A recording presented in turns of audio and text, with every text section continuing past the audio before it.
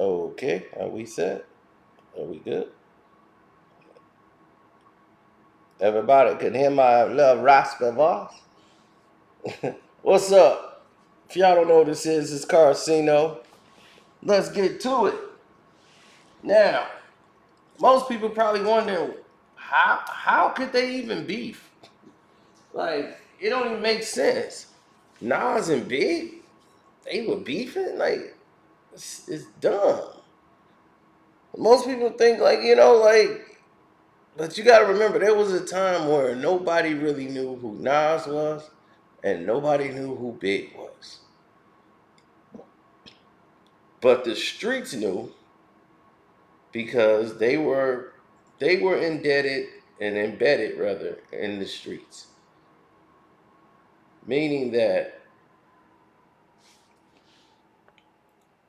these two, even though one's from Queens, the other one's from Brooklyn, when they met up, did freestyles, got on mixtapes, and was trying to get their deals finalized or whatever the process may be, they were actually doing a service by not going ahead and doing what other people expected of them. They was doing what was requested by the people. They was like, the people want this, the people want to see that. We're gonna jump on this mixtape and do that. We freestyled in the park. And they saw each other was always love. Because nobody had nothing. Everybody was striving to get to the same place. Hip hop was not, what it is now, where it still had all these openings and it was still a mom and pop like type of business unless you were the upper echelon of the game. It still was at the level of climbing. So Nas gets a record deal because the buzz is just like this guy's album's finna blow up and it's gonna just tear a hole through New York City. So New York City, everybody was anticipating Nas more than Big.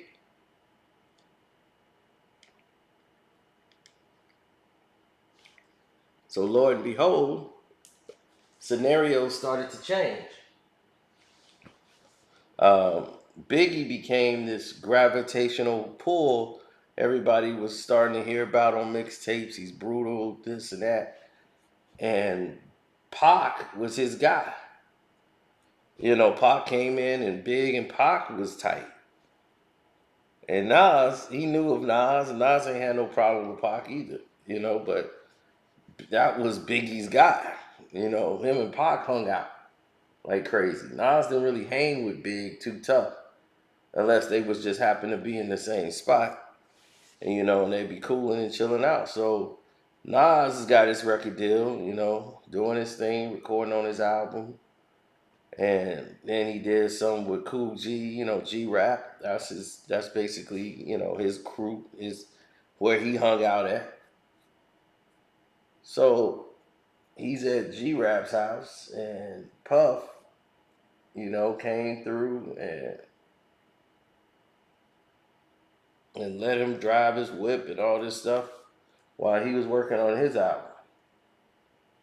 And Puff was like, yo, I heard your album, man. Like the joints you got, man, that's hot. That's man, you got a classic. Yeah. Wow. So anyway, Puff is telling him, like, yo, Big, I want you on the album for sure. We know we gonna want you over there, Bad Boy. Yeah, we're gonna have to get you on the track with Big. That's gonna be epic. So naturally, he's saying he's gonna do it. So they had a concept that they were gonna do like "Give Me the Loot" with Nas and Big going in there doing these robberies or whatever, and they were supposed to be on that joint. Nas bails. He was in there, just got out. Nas tells the story of how he heard Big spitting and just like, I just went home. But he was listening to Big just destroy the album, and people were saying, Nas, I wouldn't get on that joint. That'd crush your momentum. If you get on that joint with that dude, man, that dude's gonna the way he spits. he eat you on the track. You don't want them saying Big told you up on this song. So he pulled out of it. So he pulled out of it right away. And once he pulled out of the whole deal, everything, right? Yeah, people love to call me when I'm making a video. They don't call me unless I'm making a video. They make sure. Oh, he making a video? Let me call him. They do that at will. So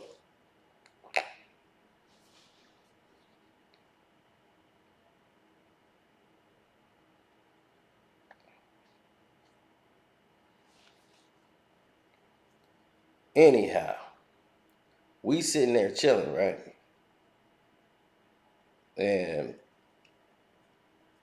I'm like, all right, we chilling. This is what it is, Ain't no big deal. It is what it is. So naturally, people are sitting there listening to the records and making their own estimation of what's happening, who's ill, who isn't ill. Then you have the Raekwon situation. So, in case you want to know the history of the beef, I do have the full Nas and Biggie, truth behind situation. Nas and Biggie. All you gotta do is check that out. It'll answer a lot of your questions better than I can. But short story is Ray and Ghost hung out with Nas a lot. Big album, blow. It eats up anything Nas had going. Nas album came out. It did respectful numbers, but not carry the city like Biggie did. Biggie took over New York City. Then it was after the album came out, they went more with the player style. It's champagne, suits. They really doing the image that he's Big Papa now. He's become that.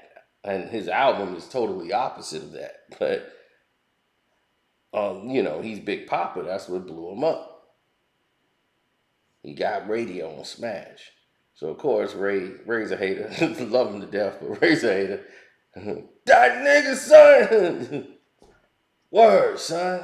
It's always that. And then, Ghost is like, man, we know you. This ain't you. And now you want to put on a little champagne. So when they came out with their album, they was just sideline hating. And then Meth had did a song with Big, because Meth don't have that kind of, he don't got that in him, to hate on somebody. He don't put that energy around. If you a real person, he gonna be real with you. But the rest of the clique, they come in with some attitude. And Nas hangs out with them. He hangs out with Ray and Ghost. That's like his guys. Ray and all them, they smoking him down for free, like Nas is their guy. Like, yeah, Nas. Yeah, that's the real one. So Nas appear on their album. So Big is like, oh, okay. So you with them haters against me. You want to appear on my album, but you gonna appear on theirs. Okay. And everybody's talking about Nas's verse on Raekwon's album. It's probably one of the greatest verses people say of all time of a feature in hip hop. So now,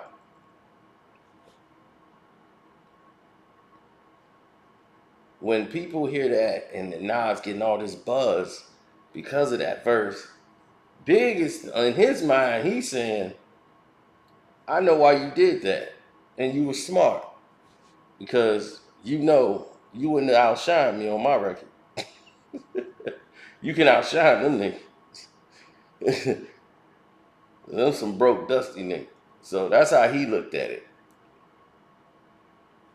So his man's, he knew Killer Black, as always, was around Nas. 24/7, Jungle, Killer, and Black. Those was like his three dudes he hung with all the time. And he used to always get them props. Big on all his albums. You know, Nas, his man's Killing Black, and all the rest of them. You know, he used to always get them praise. You know, they ain't had no real beef. They tried to talk once Nas came out and blew up that summer because Big didn't come out because Big was going through so much at that time. You know, working on Little Kim album. He was doing writing work. You know, doing work with Michael Jackson. So he's spending time out there with Michael Jackson. So he's doing all the right things to get his album to come out near the end of the year. And then it was just gonna be a single album. And then they ended up making a double. Nas and Big thing was they were supposed to have this sit down, you know, because they were still, you know, feeling, you know, they stuck in egos. So Nas is in Cali the same way he was in Cali when Pac died. Well, when Pac got shot, rather. He was around that time. And Pac,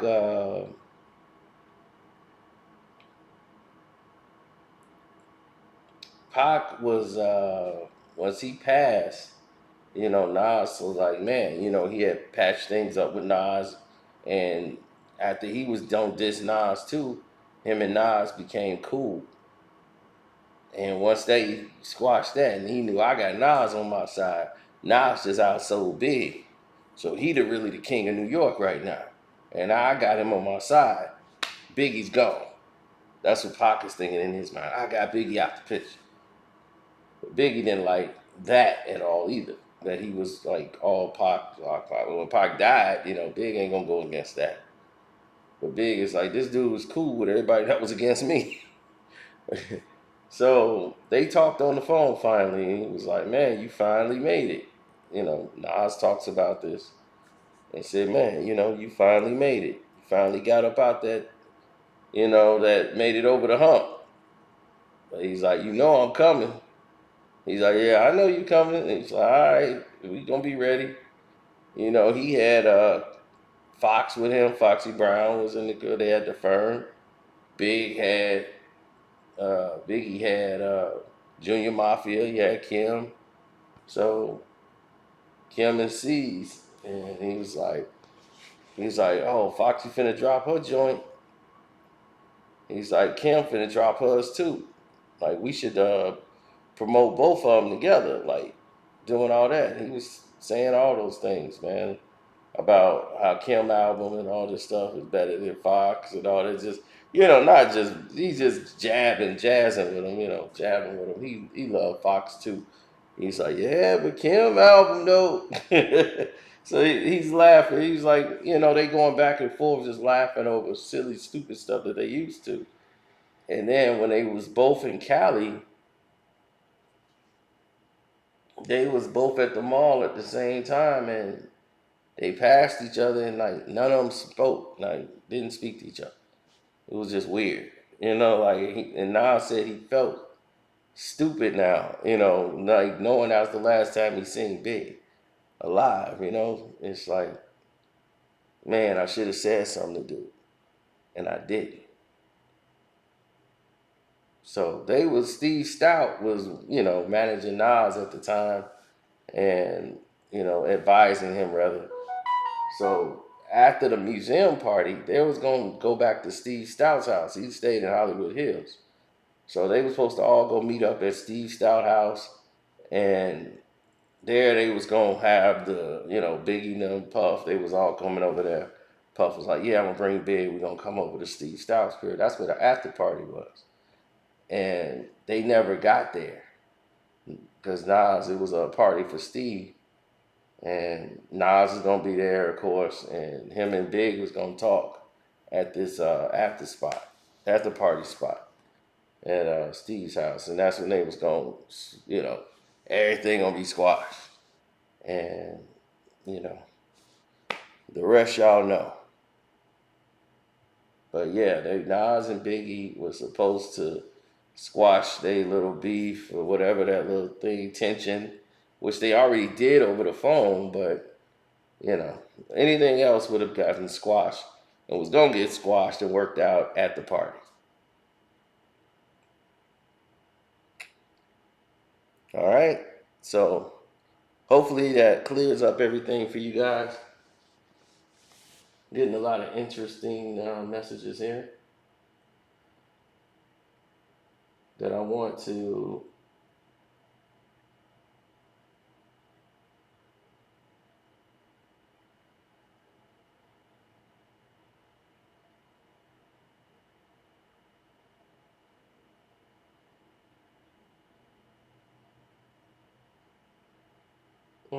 Okay. Yeah, people are trying to send me a whole bunch of alerts.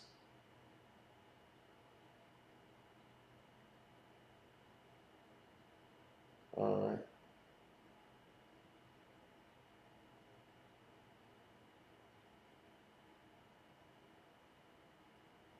Let me see what's going on. We might have some breaking news.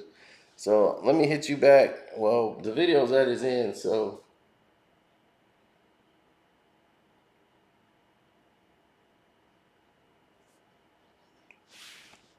I'm gonna get out of here. Don't forget my Cash App is Carceno, Karceno. The Patreon is Carceno for Life. God bless you. I'm out.